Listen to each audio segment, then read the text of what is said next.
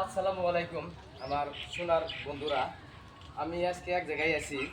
এটা খুব একটা মর্মান্তিক একটা জায়গা আমার জন্য, মানুষের জন্য না। কিন্তু এই জায়গাটা হলো নিশানসর। নিশানসর একটা বহুত পুরানো একটা হাই স্কুল আছিল। সেই হাই স্কুল থেকে আমি পড়ে মেট্রিক পাস করছি। আজকে সেই হাই স্কুলে আমি এসে এরকম একটা মুন্ডা একবার বেকুল হয়ে গেল যে এই দৃশ্যটা বেলেগ চেঞ্জ হয়েছে। এইরকম হয়েছে কারণটা যদি না আমি কোনোদিন জানি নাই এই হাই স্কুলটার গতিতে এইরকম হয়েছে। কিন্তু এর মধ্যে একটা কারণ আছে, কারণ হলো এই হাই স্কুলটা হচ্ছে বেসরকারি ক্যান্সার। তাই আমরা যখন আমি 2012 সালে মেট্রিক দিছি, তাহলে 2009 সালে আমি হাই স্কুলে দিয়েছিলাম। ওই টাইমে ছাত্র অধিক ছিল। আমরা যখন মেট্রিক দিয়েছিলাম ওই টাইমে ছাত্র হলো 48 জন। তারপরে 2012 পরের থেকে 2-3 বছর ভালো হয়ে গেছে, এনে এসে 2-1 মাস শুনলাম আমি। কিন্তু তারপরে থেকে বিদ্যালয়টা বন্ধ। কিন্তু আজকে হঠাৎ করে ওই গ্রামে আছি আমি, কি একটা কারণে আজকে দেখি বিদ্যালয়ের অবস্থা একবার খারাপ। ওই বিদ্যালয়টা দেখাবো আমার ক্যামেরাম্যান, আপনারা দেখেন যে এই বিদ্যালয়টা দেখে মন কান্দে, প্রাণ কান্দে। কথা হলো এই বিদ্যালয় থেকে আমি মেট্রিক পাস করে গেছি, 9-10 পাস করে গেছি। 10 পাস করে মেট্রিকটা এই বিদ্যালয়ের নামে দিছি। এই বিদ্যালয়ের রেজিস্ট্রেশনে দিছি আমি। এই বিদ্যালয়ের পরে আমি এডমিট পাইছি। সেই জন্য এই বিদ্যালয়টা দেখে এত খারাপ লাগলো, তাহলে ভাষা প্রকাশ করা যায় না। এই বিদ্যালয়টার অবস্থা এবার হয়েছে কারণ কি? তার মানে সরকারি, এটা সরকারিকরণ করা নাই। তার মানে আমরা যখন করছিলাম ওই টাইমে এই বিদ্যালয়টা আসলে বেসরকারি। আমরা কি জানি না ওই টাইমে শিক্ষা ব্যবস্থা, শিক্ষক স্টাফ ভালো আছিল, আমরা ছাত্র সংখ্যাও বেশি আসছিলাম। তো আমরা করছি, করে গেছি। এখন জানি না যারা একসাথে করছে তারা কী করে।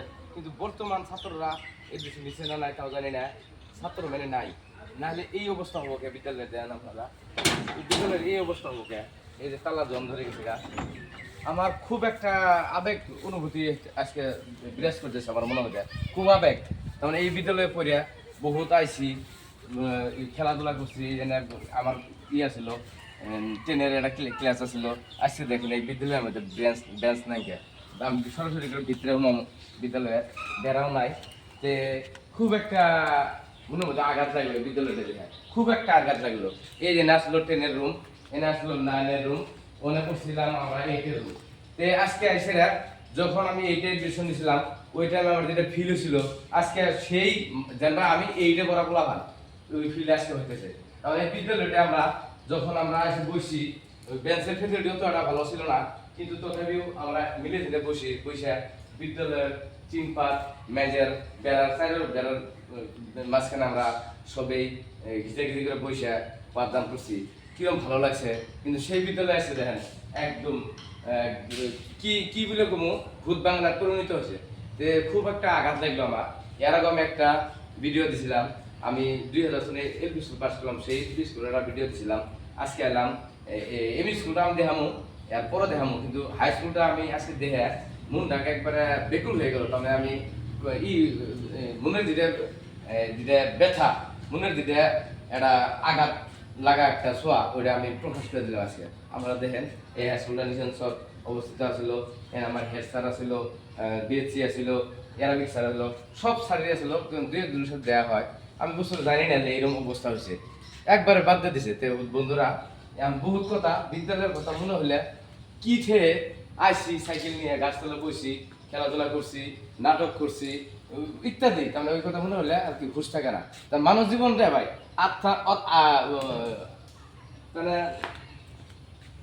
আপনার ভুলে যাওয়া আর মনে রাখা, ভুলে যাওয়া আর মনে, এই দুইটা বস্তু। আর আসিলাম কি, হয়েছি কি, হমু কি, এই 3 স্তরে সবই হয়তো।